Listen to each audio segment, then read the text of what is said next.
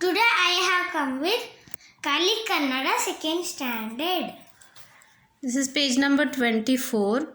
ಅಕ್ಷರಗಳನ್ನು ಸರಿಯಾಗಿ ಉಚ್ಚರಿಸಲು ತಿಳಿಸಿ. Pronounce the letters in the proper way.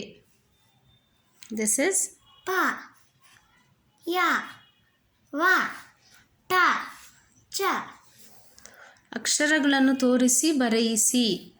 So the 5 letters are given here.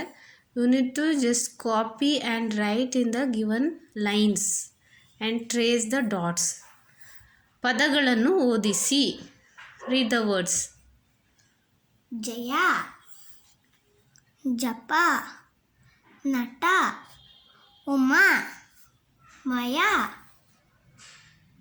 ಪದ, ನಯ, ಗಯ, ಪಟ, ಪಚನ, ಉದಯ, ನಯನ, ವಚನ, ಚಮಚ, ಟಪ ಟಪ, ಚಪ ಚಪ, ಚಟ ಚಟ, ಚಟ ಚಟ, ವಟ ವಟ, ಘಟ ಘಟ, ಮಟ ಮಟ, ಪಟ ಪಟ. Please see my other videos for more words. Thank you.